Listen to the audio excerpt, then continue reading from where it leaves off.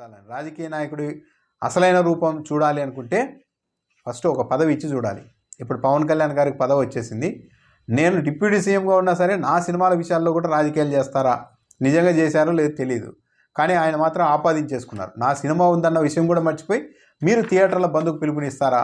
ఎంత అహంకారం, ఎంత కండకావరం మీకు, మీ సంగతి తేల్చేదే అన్నట్టుగా ఈరోజు జనసేన పార్టీ నుంచి వచ్చిన ప్రకటనలు కావచ్చు, ఆ పార్టీ ఎమ్మెల్యేలు కావచ్చు, ఆ పార్టీ మంత్రి దుర్గేష్ కావచ్చు, ఏకంగా డిప్యూటీ సీఎం కార్యాలయం విడుదల చేసిన ప్రకటన బట్టి కావచ్చు, మాతోనే పెట్టుకుంటారా, మీ సంగతి తేలుస్తామని బహిరంగంగా. గతంలో జగన్మోహన్ రెడ్డి దగ్గరికి చిరంజీవి వీళ్ళందరూ పోతే రండన్న విశాఖపట్నంలో స్థలాలు ఇస్తామని ఆయన మాట్లాడితే చిరంజీవిని అవమానించారు అంటూ ప్రచారం చేశారు.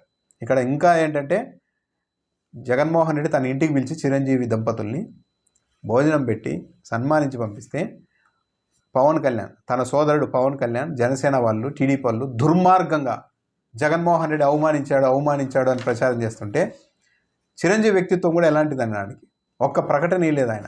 లేదా జగన్మోహన్ రెడ్డి మంచిగా మర్యాదగా మాకు స్వాగతం పలికారు, ఆయన అలాంటి వ్యక్తి కాదు, మేము ఇంటికి కూడా వెళ్ళాం నేను నా సతీమణి, వాళ్ళు బాగా రిసీవ్ చేసుకున్నారని ఒక్క మాట అనలేదు.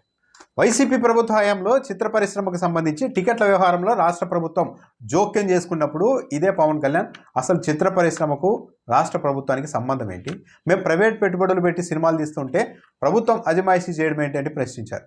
ఈరోజు మంత్రి దుర్గేష్ ఒక టీవీ ఛానల్లో జనసేన పార్టీ మంత్రే స్వయంగా అంటున్నారు, అసలు ప్రభుత్వం సహకారం లేకుండా వీళ్ళు ఏమైనా చేయగలరా అని సినిమా వాళ్ళని ప్రశ్నిస్తూ ఉన్నారు. అందుకే మేము విచారణ కూడా ఆదేశించామని చెప్తున్నారు.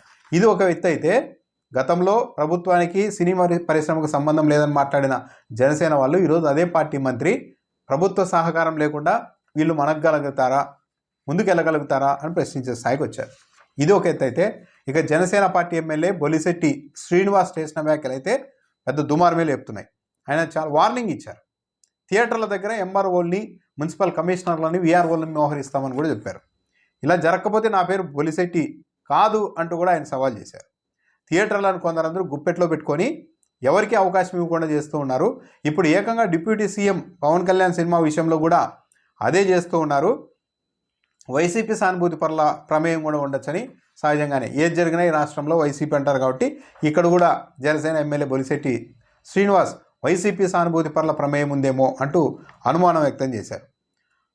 రేపు ఈ సినిమా నిర్మాతలు, అంటే ఇప్పుడు థియేటర్లు పలువురు నిర్మాతల చేతుల్లో ఉన్నాయి, రేపు ఈ నిర్మాతలకు సంబంధించిన సినిమాల్ని కూడా ఆపేస్తాం ఏపీలో అని జనసేన పార్టీ ఎమ్మెల్యే వార్నింగ్ ఇచ్చారు ఒక టీవీ డిబేట్లో. అనుమానమే లేదు, వీళ్ళ విషయంలో ఎంత న్యూసెన్స్ చేయాలో అంతా చేసి తీరుతామని కూడా చెప్తున్నారు. ఏడాది అవుతోంది, కనీసం మర్యాద కోసం కూడా పవన్ కళ్యాణ్ వచ్చి కలవలేదు. చిత్ర పరిశ్రమను ఇక్కడికి తీసుకురావాలి, వాళ్ళకు స్థలాలు ఇవ్వాలని ప్రభుత్వం భావిస్తూ ఉంటే వీళ్ళు మాత్రం హరిహర వీరమల్ల సినిమానే ఆపుతారా?